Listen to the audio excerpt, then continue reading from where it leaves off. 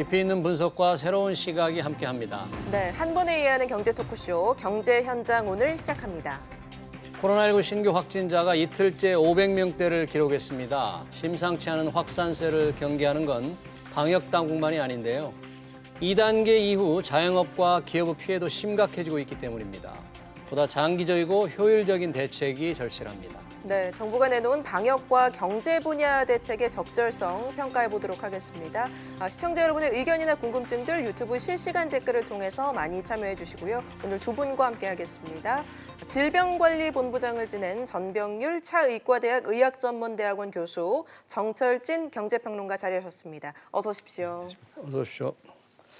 전병률 교수님, 네.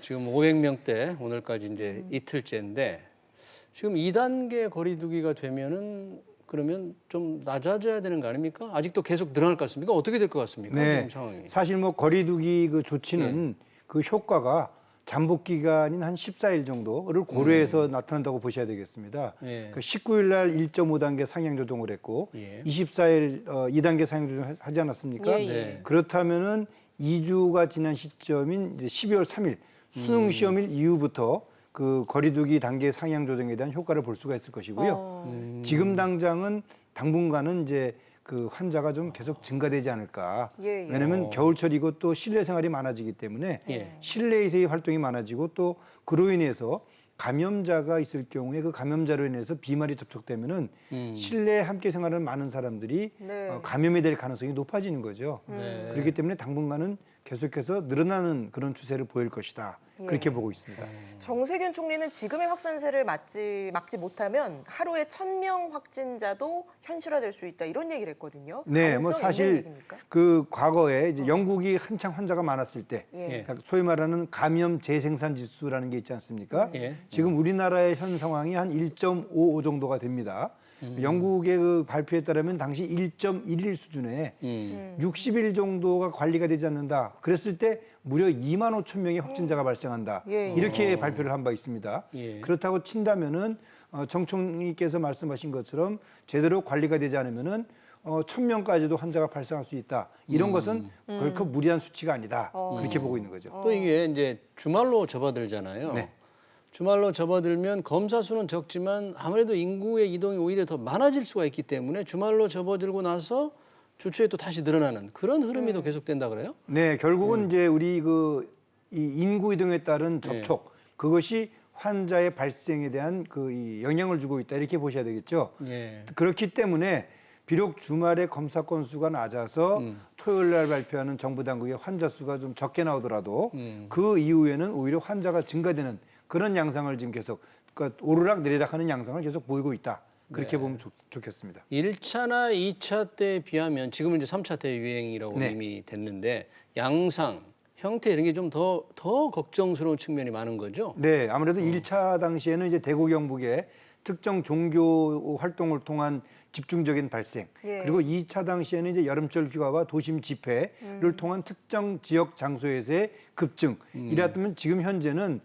전국적으로 시설과 장소 불문하고 계속해서 이제 많은 환자가 발생하고 특히 소규모 모임, 지인 간의 모임, 또 뭐 체육시설 이런 등등 다양한 장소에서 환자가 증가하고 있기 때문에 훨씬 더 심각한 양상을 보이고 있다. 그렇게 예. 보셔야 되겠습니다. 특히 이 걸려도 증상이 없는 젊은 층들을 중심으로 확산이 많이 되고 있는 것 같아요. 네, 아무래도 이 코로나19라는 질병의 특성이 20대 연령층에서 무증상 감염자가 상당한 비중을 차지하고 있습니다. 전체 감염자 중에서 한 40%가 무증상 감염인데요. 젊은 연령층은 더 높은 빈도를 차지하죠. 근데 이분들은 활동 범위도 넓고 그다음에 또 저 사람들과의 접촉 그리고 또 실내 공간에서의 활동 기간도 상대적으로 다른 연령층에서는 깁니다. 네. 그렇기 때문에 사람들과 만났을 때 훨씬 더 쉽게, 훨씬 더 자주 환자들을 만들 수가 있다. 그런 점에서 젊은 연령층에 해당되는 분들이 이 방역 활동 그리고 개인위생 수칙을 지키는데 적극적으로 협조를 해주셔야 되는 거죠. 이번에 이제 확진자가 많이 나온 곳 중에 하나가 강서구의 에어로빅 댄스 교습소, 또 교회, 마포에 있는 교회가 네. 많이 나왔잖아요. 네.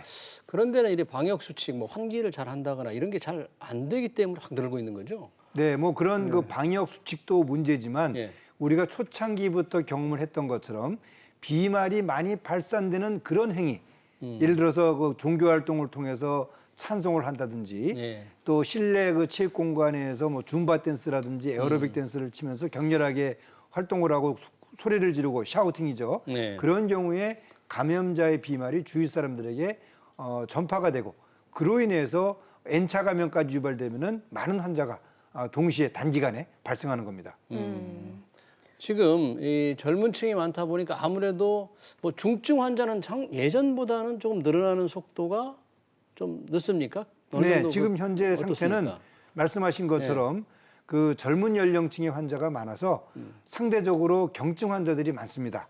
그래서 어떻게 보면은 그 이 많은 환자가 발생해도 이 방역 당국이 병상을 가동하는 그런 상황에서는 아직까지는 환자를 진료하는데 어려움은 없는 것으로, 물론 이 길어지게 되면은 예, 예. 병상이 부족해서 의료 체계가 이제 붕괴될 수도 있는 그런 가능성은 있지만 현재까지는 젊은 연령층 중심으로 환자가 발생을 해서 병상이 그런 대로 원활하게 잘 돌아가고 있다, 이렇게 보고 있는 거죠. 예, 예. 상황이 이러다 보니까 지금 2단계로 격상이 된 지 나흘째인데 2.5단계로 격상해야 된다는 얘기가 벌써부터 나오고 있어요. 뭐 정부가 일요일에 그 여부를 결정한다고 하는데 사실 지금도 뭐 소상공인 뭐 지금 밖에 나가 보면 굉장히 분위기가 안 좋습니다. 네, 그렇습니다. 2단계 자체로도 실은 상당히 락다운의 영향들을 많이 받고 있고요.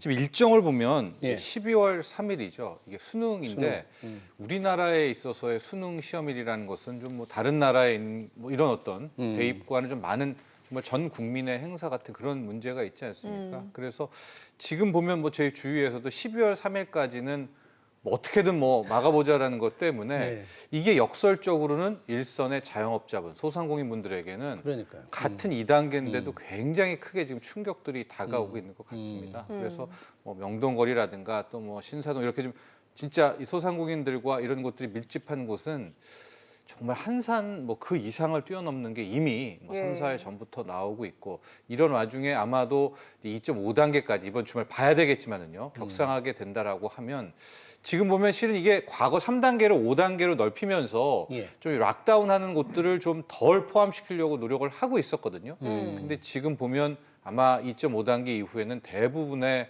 뭐 우리가 알고 있는 소상공인들 하는 뭐 영업장들이 다 포함이 될 것 같아서 결과적으로 이렇게 되면 실질적으로 경제적인 타격도 타격이지만 심리적인 붕괴가 나올 것 같습니다. 그러니까 소상공인분들이 그동안은 타격을 받았지만 네. 되겠지라는 희망이 있었는데 이제 세 번째 아니겠습니까? 그렇다면은 상당 부분 저는 심리적 위축까지 오게 될 텐데 그러면 이제 재활이라고 하죠. 다시 예. 살아날 때 있어서 상당히 힘든 이제 그런 것도 우리가 함께 고려해야 되지 않을까 이렇게 보고 네, 있습니다. 실제로 보니까 요즘 웬만한 저녁 약속, 뭐 점심 약속까지 전부 취소하더라고요. 네, 그렇습니다.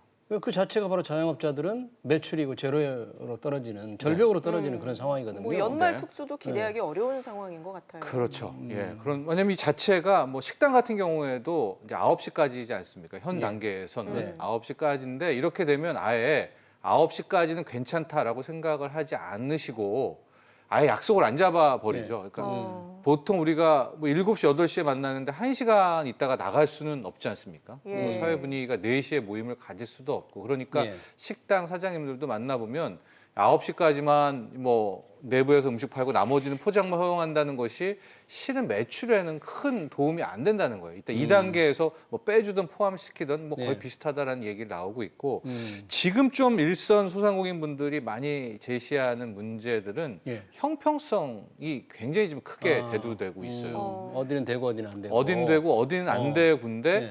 이게 뚜렷한 기준이라고, 그러니까 상식적으로는 좀 받아들이기가 힘들다라는 건데요. 가장 지금 많이 나오는 불만의 목소리는 이제 카페 업종입니다. 현재 카페는 이제 안 되거든요. 안에서 먹는 것이요. 예. 테이크아웃만 되고 있는데 반대로 우리가 패스트푸드 뭐 체인이라고 하죠. 가령 뭐 쉽게 말하면 무슨 햄버거집 예, 이런 데에서는 그러니까 맥도날드, 뭐 롯데리아 이런 데만 네, 하는 거죠? 그런 예. 데서는 좀 가능합니다. 가운데서. 그러면은 같은 커피라고만 따지면 왜 카페는 안 되고 이런 패스트푸드점은 될까? 네. 그리고 또 브런치 카페라고 요즘 특이한 형태들이 있는데 네. 이것도 굳이 또 음식 안 먹고 커피 마시는 경우도 있거든요. 예. 근데 브런치 카페는 또 됩니다. 이건 뭐 세모라는 표현이 맞는데 왜냐하면 그래요? 지자체별로 어떤 데는 그래요? 브런치 카페는 영업 안 해서 먹어도 돼, 뭐안 돼도 돼. 그러니까 이게 정작 카페 주인분들은 굉장히 볼멘 소리가 나오고 있고요. 또 언론에 많이 나온 부분들이 하나가 스터디 요즘 카페들 대학생들 하는 부분인데 스터디 카페는 또 안 됩니다. 근데 스터디 룸이라고 해서 이게 같은 업체인데도 스터디 룸이라는 행태로 되는 곳은 또 허용을 하고 있습니다. 어떤 차이가 있어요? 스터디 카페랑 글쎄요, 스터디 지금 룸이랑? 뭐 입지라든가 어떤 업종 신고라든가 여러 가지 차원이 있을 텐데 느끼기에는 스터디 네. 카페와 스터디 룸에 큰 차이가 없는데 그렇죠. 저렇게 차별화돼 있다. 예, 그렇게 되니까 이런 형평성의 문제를 많이 제기하고 있는데요. 어. 이 형평성이 왜 중요하냐? 음. 이제 현재는 자영업자분들이 잘 따르고 어쨌든 문 닫고 영업 손실이 네. 커지고는 있지만 당국은 또 이거를 커버하려고 신용 대출도 해주고 세금도 유예하고 장기 저리로 또 대출도 해주고 그러는데 예. 우리가 좀 이따 또 백신 이야기는 하겠지만 이제 백신이 퍼지고 나서 다시 정상 가동이 이제 됐다고 네. 할게요. 그럼 지금 막대한 부채를 지고 있는 거 아니겠습니까? 네. 근데 소상공인들 입장에서는 이제 그걸 갚아 나가야 될 텐데 가령 이런 불공평, 뭐 불공정이라고 이런 것들을 느끼게 되면 이분들이 강력 그 반발을 할 수가 있는 거거든요. 그러니까 이 앞으로 그 애프터 코로나19 혹은 예. 포스트 코로나19에 대해서 이런 문제까지 우리가 고려를 한다면 지금 이제 단계별 뭐 영업 락다운에 있어서는 진짜 정교하게 이런 공정성과 형평성의 문제는 없도록 해야 되지 않을까 네. 그런 생각을 합니다. 저는 형평성과 관련해서 좀 엉뚱한 질문인데 아까 말씀을 하셨는데 카페는 지금 이제 테이크아웃만 테이크아웃만 되잖아요. 되죠. 근데 식당은 식사 시간에 먹을 수가 있잖아요. 네. 카페와 식당이 사실 뭐 얼마나 큰 차이가 있을까? 그렇죠. 네. 예. 그러니까 왜 카페만 탁콕 왜 집어가지고 카페만 안 테이크아웃만 되냐? 안 되냐 이제 이렇게 되니까 굉장히 좀 반발들이 많이 나오고 네. 있는 상황이죠. 네. 자, 이렇게 이제 그 2단계만 해도 수도권의 2단계만 해도 이렇게 불만이 많고 고통이 많은데 네. 지금 2.5단계로 격상을 해야 되지 않나 이런 목소리가 계속 나오지 않습니까? 그래서 정부가 이제 29일 일요일 날 회의를 한다는데 네. 교수님은 지금 시점에서 2.5단계를 일요일 날 해야 된다 이렇게 생각하십니까? 아니면 좀 시간을 갖고 좀 봐야 된다. 네, 저는 뭐 충분한 시간을 갖고 그러고 나서 이제 계속해서 급증하는 양상일 때 예. 그때 이제 거리두기 단계를 상향 조정하는 것을 검토해도 늦지 않는다 그렇게 생각을 하고 있습니다. 예. 중요한 점은 예. 개인이 얼마나 위생수칙을 잘 지키느냐가 중요한 것이지 이 물리적으로 거리두기 조치가 강력하다 그렇다고 해서 잘 지키느냐 네. 반드시 그건 아닙니다.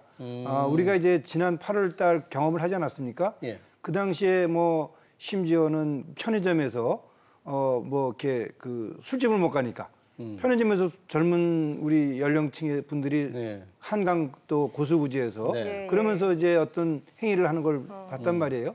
이렇듯이 어떤 저 거리두기 조치가 강력하게 된다고 그래서 접촉을 줄이고 또 그로 인해서 환자 발생을 줄이고 그런 것이 아니다. 중요한 점은 본인 스스로가 얼마나 위생수칙을 잘 지키느냐. 이런 것이 이 코로나19를 예방하고 확산하는 데 막는 그런 효과를 보여주고 있다고 생각을 하기 때문에 그렇습니다. 네. 근데 교수님 말씀처럼 정부가 어제까지만 해도 좀 2단계 효과를 지켜보자는 입장이었는데 오늘은 또 2.5단계의 격상 여부를 일요일에 결정하겠다고 발표를 했거든요. 그러니까 하루 사이에 이렇게 입장이 바뀔 만한 그런 좀 긴박한 상황이 아닌가 싶기도 한데요. 네, 아무래도 이제 500명이라는 그런 저 환자 발생 규모가 주는 충격이 아닌가 생각을 합니다. 사실상 500명이라는 숫자는 우리가 그 최초 네. 신천지발 그 감염 때 발생했던 숫자였거든요. 예. 3월 초죠. 그리고 이제 무려 이제 그 3월 초 이후에 8개월 만에 500명이라는 숫자가 나타나고 또 많은 전문가들은 1000명대까지도 이야기를 하니까 예. 정부에서는 거리두기 단계를 상향 조정하는 즉 선제적 조치를 취함으로써 환자 발생을 막는 것이 필요하지 않은가 그렇게 지금 고민을 하는 것 같습니다. 예. 근데 이제 2.5단계로 올리려면 나름의 어떤 기준이 있지 않습니까? 확진자 수가 뭐 평균 일주일간에 걸쳐서 네. 국내 확진자가 몇 명 이상이 된다든지 그런 기준에는 아직은 우리가 미치지 못하는 거죠. 네, 아직은 안 돼 있는 그렇습니다. 거죠. 이제 우리가 그런 기준을 만들 때는 예. 그 기준에 맞게끔 모든 정부 정책을 추진하겠다라는 의지입니다만 또 사회적으로 나타나는 분위기는 어떻게 보면은 겨울철이고 또 환자가 많이 늘어나고 네. 또 그런 상황에서 수능은 다가오고 하니까 좀 이게 필요한 것이 아닌가 뭐 예. 이런 또 이야기가 나오고 예. 그래서 이제 정부가 아마 뭐 전문가분들하고 같이 논의를 하겠죠. 예. 근데 제 생각은 지금 이제 올라가기 시작하잖아요. 예. 그러면 당분간 12월, 1월 되면 환자 수는 제가 볼 때는 증가하면 증가했지 줄어들지는 않습니다. 왜냐면 지금 겨울철 500명대 수준에서요? 그렇죠. 겨울철이라는 특징. 아. 우리가 계속해서 실내에 머물고 있기 때문에 그렇기 때문에 그렇게 되면 사회 전체가 완전히 통제가 되거나 또는 뭐 이렇게 이 봉쇄가 되는 그런 양상을 초래하기 때문에 이 단계를 상향 조정하는 것은 정말 신중하게 생각을 해야 된다. 여름철 같은 경우에는 얼마든지 환자가 줄어들 수 있는 그런 가능성을 보이거든요. 예. 근데 지금은 그렇지 않다라는 거죠.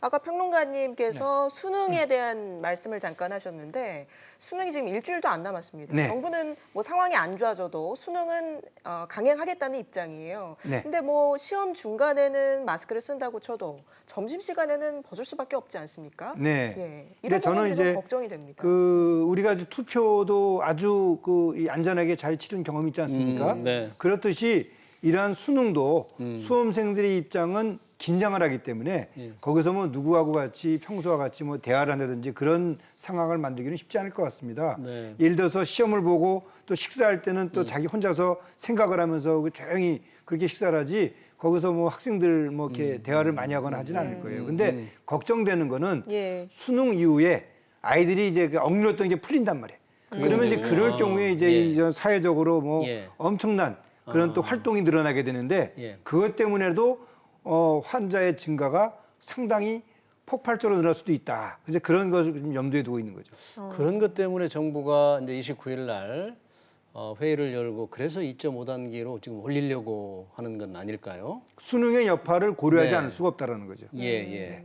지금 이제 2.5단계로 하려면 국내 발생자 수가 주 평균 400에서 한 500명 정도 돼야 되는데 네. 아직 국내 발생자 수가 일주일 평균은 안 돼 있지 않습니까? 네, 그렇죠. 그러니까 시차를 본다는데 지금 교수님 말씀대로라면 계속 늘어날 것 같다 그러니까 네.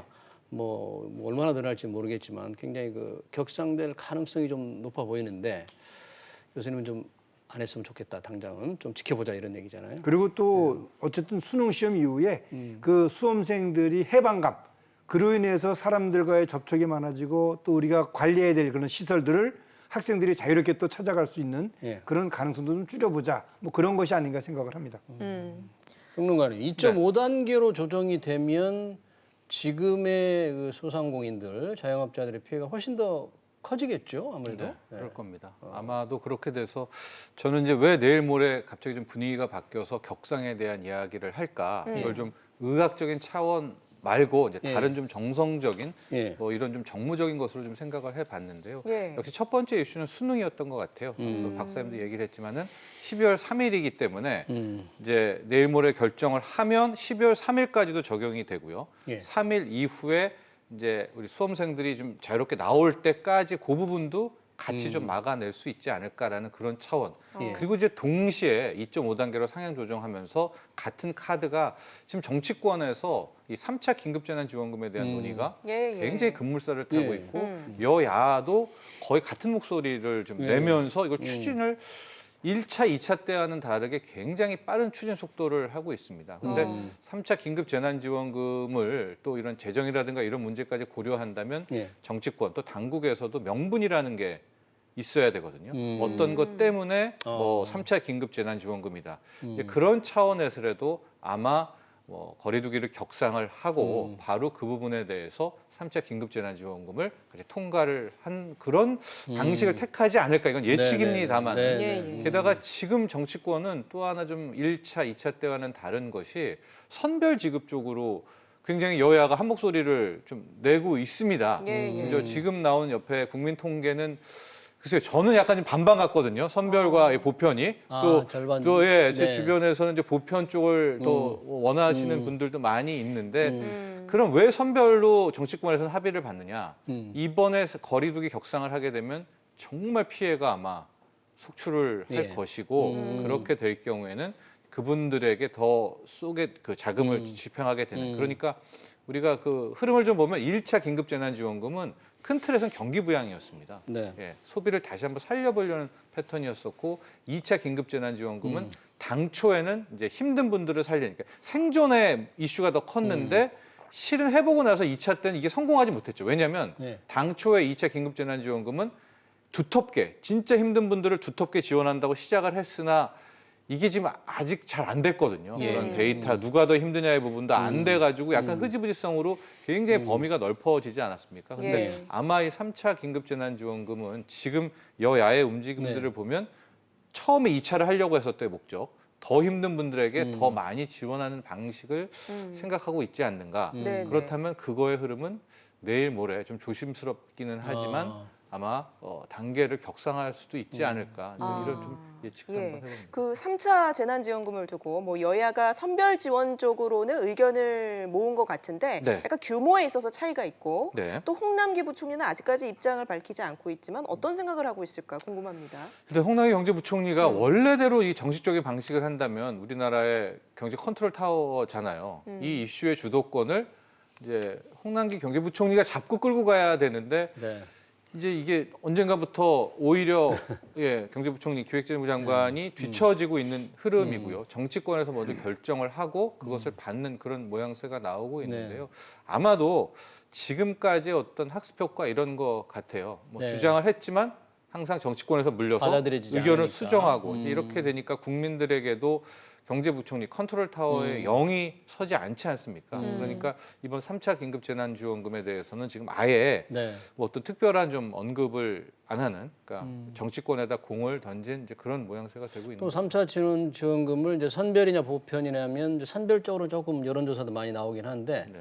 또 하나 이제 논쟁거리가 될 수 있는 게 재원을 그러면 예산을 뭐 깎아서 만들 거냐 아니면은 좀 더 예비비를 뭐 목적 예비비가 있잖아요. 예. 그걸 쓸 거냐 그런 논란이 또 앞으로 계속될 것 같아요. 그렇죠. 근데 뭐 지금 나오는 것들은 그린 뉴딜이라든가 뭐 이런 한국형 뉴딜 예산 중에서 어쨌든 재난지원금의 성격과 겹치는 것들 뭐 이런 것들을 좀 모아서 어쨌든 긴급자금을 좀 빼보자라는 그런 형태의 이야기들이 나오고 있고요. 예. 지금 저렇게 여야가 한 목소리를 내면 글쎄 뭐 어떻게 예산을 이렇게 전용해가지고 3차 긴급지원금을 마련하는 것은 그렇게 뭐 어려운 문제 같지는 않아 보이거든요. 예. 다만 지금 해결해야 될 것이 선별이냐 보편이냐에 대한 이제 국민들에 대한 설득인 것 같습니다. 예. 국민분들이 뭐 이게 설문조사가 다 또 완전한 걸 반영하는 건 아니지 않습니까? 네. 앞서에서는 선별 쪽에 더 많이 방점을 찍혔다라고 볼 수는 있겠지만 글쎄요, 지금 이게 과연 어려운 분들을 더 두텁게 지원한다는 것이 그동안의 우리나라의 지원 방식에서는 잘 안 됐거든요. 아까 말씀하신 예. 대로 선별도 뭐 피해를 입은 업종을 골라서 할 거냐 아니면 소득 기준이 낮은 소득 계층이 할 거냐에 네. 따라서 상당히 논란이 있을 것 같아요. 그렇죠. 근데 만에 하나 거리두기를 단계를 높였다면 이번에는 거기에 따른 그러니까 상당히 2차 긴급재난지원금도 자영업자 위주로 가기는 했지만 이래저래 다 챙기다 보니까 이게 범위가 넓어졌고 예. 지원은 얇아졌단 말이죠. 근데 만에 하나 이제 3차 긴급재난지원금이 어떻게 될지는 모르겠지만은 정말 선별로 가게 된다면 2차 같은 방식은 국민들이 잘 뭐 좀 있지 않을까. 그래서 오히려 더 두텁게 또 집중을 해야 되지 않을까 이렇게 보고 있습니다. 교수님 지금 네. 특정 지역 장소를 불문하고 확산이 되다 보니까 이럴 거면 아예 그냥 전 국민 다 검사를 해봐야 되는 거 아니냐 이런 네. 주장도 나오고 있는데 네. 어떻게 보십니까? 네, 일단 뭐 결론적으로 말씀드리면은 그건 적절치 못한 그런 아 그래요? 주장이다. 그렇게 생각을 합니다. 그 주장을 서정진 헬스케어 회장이 했습니다. 아, 예. 네. 일단은 그 전 국민 헬스케어 건강 셀트리온 회장. 네, 네. 전 국민 그 이 조기 진단을 한다는 이야기는 네. 그 진단을 통해서 거둘 수 있는 효과가 있어야 되고요. 또 그 진단 자체가 간편하고 단기간에 그리고 또 저렴한 비용으로 이루어져야 되는데 예. 지금 이 그 유전자 증폭 검사는 그러한 것들을 전부 충족을 시켜주지를 못하고 있습니다. 그리고 또 전부 의료 인력들이 검사를 채취해야 되는데 현재 의료 인력들은 매일매일 밀려오는 그 확진자 그리고 또 접촉자들을 조사하는 것만으로도 힘에 겨운 상태인데도 어떻게 전 국민 대상으로 검사를 할 것이며 네. 또 실제 지금 당장 검사 결과 음성이 나왔다. 그럼 그분이 평생 음성으로 지니고 있느냐? 아니거든요. 내일이라도 접촉자가 또 있으면 그렇군요. 또 감염이 될 수 있는 네. 그런 상황이기 때문에 이 검사 자체의 의미가 별로 없다라는 게 예. 저도 물론 그런 그 생각을 갖고 있고 대다수의 전문가가 똑같은 생각을 갖고 있습니다. 그러니까 전 국민 검사는 의미 없는 얘기다. 네, 의미 그렇습니다. 없는 그런 얘기군요. 네. 백신 상황은 어떻습니까? 미국 트럼프 대통령이 뭐 다음 주에 백신을 보급한다 이렇게 얘기했는데 다음 주라는 게 내일 모레인데 그렇게 뭐 네. FDA 승인도 아직 안 나오는 것 같은데 그렇게 빨리 진행이 됩니까? 네, 어쨌든 간에 그 미국의 파이자, 모더나의 그 이 백신 그 3상 시험 결과는 매우 성공적이지요. 95%의 예방률, 94.5%의 예방률. 예. 그리고 또 미국 FDA에서는 12월 11일자로 그 파이자에 대한 긴급 이 사용 승인을 좀 하겠다는 그런 발표를 한 바 있지 않습니까? 예. 그렇게 되면 바로 다음 날부터 접종을 시작하겠다라는 게 미 당국의 발표인 거 따져보면은 예. 아마도 트럼프 대통령은 보다 더 신속하게 그런 조치를 할 수 있는 그런 생각을 갖고 있는 것 같습니다. 어쨌든 간에 현재 미국의 그 파이자나 모더나는 우리 그 이 전 세계 이 코로나에 대해서 희망을 좀 주고 있다. 그렇게 생각을 하고 있는 예, 거죠. 예. 그 아스트라제네카 백신 같은 경우는 뭐 가격도 싸고 유통이 쉬워서 사실 네. 기대가 많은데 최근에 좀 여러 가지 논란들이 있는 것 같아요. 네, 그 임상 그 3상 시험 결과를 예. 발표하는 과정에서 뭐 실수로 양을 반만 줘서 오히려 예방 효과가 높았다. 뭐 그렇게 이런 발표를 했어요. 네, 네. 근데 그것이 오히려 꼬리를 이제 잡혀가지고 그 저 데이터를 잘못 처리한 것이 아니냐. 예. 또 이거 또 뭐 누락된 게 아니냐. 뭐 이런 문제 제기가 생김으로써 예. 결과적으로는 아스트라제네카에서는 추가적으로 글로벌 3상 임상 시험을 더 확대하겠다. 그렇게 함으로써 더 이 신뢰 있는 의미 있는 검사 결과를 발표하겠다. 이제 그렇게 발표를 했어요. 근데 예. 어쨌든 간에 그 이 신뢰에 대해서 한 번은 좀 손상을 받은 그런 결과라고 볼 수 있죠. 그러면 우리나라의 경우에는 SK 바이오사이언스가 위탁 생산을 이걸 하게 되잖아요. 네. 그래서 이걸 확보한다고 그랬는데 우리나라도 좀 큰일 났네요. 그럼? 아, 반드시 그런 것은 그건 아닙니다. 아닙니까? 예. 이제 우리 그 정부 당국에서는 어쨌든 간에 그 전체 국민의 60%인 3천만 명분에 대한 백신 확보하겠다. 예. 그리고 공동 구매 방식으로 1천만 명. 그리고 이제 개별 업체와의 협조로 2천만 명을 했는데 꼭 누구라고는 얘기를 안 했습니다. 현재 아, 알려진 그렇습니까? 바로는 5개 업체와의 협의가 이루어지고 있다. 아, 그리고 또 그 5개 업체와의 협의가 상당히 잘 진행되고 있다. 예. 라고 하기 때문에 네. 이 꼭 우리가 뭐 아스트라제네카의 저는 우리가 어떤 위탁 생산하니까 그걸 확보하는 줄 알았는데 그건 그건 아닙니다. 아니군요. 예, 네. 물론 이제 우리나라에서 생산하기 때문에 네. 만약에 우리가 아스트라제네카로부터 배정을 받게 되면은 유통이나 공급이 또 보관이 훨씬 더 용이해질 수 있다는 장점은 있겠죠. 자, 뭐 어찌됐든 백신은 오고 있지 않습니까, 평론가님? 언제 오느냐 문제인데 이 백신이 오게 되면, 백신을 맞게 되면, 보급이 되면 이제 경제는 좀 확 좋아지겠습니까? 어떻습니까? 현재 이제 주식시장, 금융시장은 딱 그런 지금 스토리, 시나리오에 기대를 걸고 있는 것 같습니다. 비단 이게 뭐 우리나라뿐만이 아니고요. 전 세계 주식시장이 지금 어쨌든 세계에는 3차 대유행이 왔다라고는 하는데 예. 그 단 하나의 사건도 악재로 받아들이지가 않고요. 주식시장은? 예, 확진자가 늘었음에도 불구하고 주가는 더 오르고 그 이유는 뭘까? 예. 역시 백신에 대한 상당한 희망, 기대감이 아닐까 이렇게 보고 있습니다. 게다가 트럼프 대통령이 다음 주 혹은 다다음 주일 것 같은데요. 긴급 승인은 아마 바로 나올 때부터 시작하게 되겠죠. 그렇게 되면 어쨌든 코로나19의 문제는 일단락 되는 것이 아니냐. 이제 그런 굉장한 희망을 갖고는 있거든요. 그럼 이제 그 다음에 대한 이제 고민도 해봐야 될 것 같은데요. 예. 첫 번째 고민은 이제 백신 자체의 실효성과 유효성이겠죠. 예. 백신에 맞았는데 이게 이제 뭐 아니다, 효과가 뭐 크지 않다 이렇게 될 경우에는 이건 이제 최악의 시나리오입니다. 이거는 실물 경제도 여전히 나쁘지만 그동안의 기대로 악재를 외면했던 금융시장에 크러쉬가 올 수 있는 문제거든요. 그러니까 그만큼 이 백신의 유효성과 성과는 굉장히 중요한 게 첫 번째인 것 같고요. 이제 두 번째는 너무나도 좋게도 백신도 잘 풀리고 이제 됐습니다. 근데 경제가 돌아가야 되겠죠. 예. 근데 여기에서도 과연 우리가 장밋빛 전망만 할 수 있을까? 왜냐면은 지금 많은 돈을 뿌렸죠. 거기에다 많은 대출, 많은 빚, 또 세금 유예 이런 것들을 다시 갚아나가는 과정이 시작돼야 될 것 같은데 이게 이제 생각만큼 왜냐면 경제가 뭐 막 돌아간다고 해서 갑자기 막 폭발하는 건 아니지 않습니까? 예, 예. 그런 미스매치에 따른 문제들. 그래서 이제 당국에서는 좀 힘들 겁니다. 방역도 힘들지만은 경제에 있어서는 이 코로나19의 다음 포스트 코로나에 대해서 생길 수 있는 문제들을 지금부터 대비해야 되지 않을까 이렇게 보고 있습니다. 네. 교수님 알겠습니다. 마지막으로 네. 이 뭐 격상되든 2.5단계로 되든 안 되든 우리 좀 국민들이 좀 조심해야 될 거 한두 가지 좀 말씀해 주시겠습니까? 네, 뭐 지난 1월 20일부터 네. 현재까지 우리 국민들은 정부의 방역 조치에 정말 잘 협조를 해주셨습니다. 그 세계에서 자랑할 만한 그런 관리 수준을 보여줬는데 그 방법은 바로 개인위생 수칙을 잘 지켜줬다는 거죠. 예. 그래서 마스크 착용, 손 씻기 열심히 하기, 또 증상 있을 때는 집에 머무르기, 또 사람이 많이 모인 곳 가지 않기, 그리고 사람을 만나더라도 일정한 거리를 유지하는 그 개인위생 수칙을 철저히 지킴으로써 이 코로나 이 3차 유행을 예. 이제 잘 극복할 수 있었으면 좋겠다는 그런 바람을 갖고 있습니다. 알겠습니다. 여기까지 듣도록 하겠습니다. 지금까지 정철진 경제평론가, 전병률 차의과대학 의학전문대학원 교수와 함께했습니다. 고맙습니다. 고맙습니다.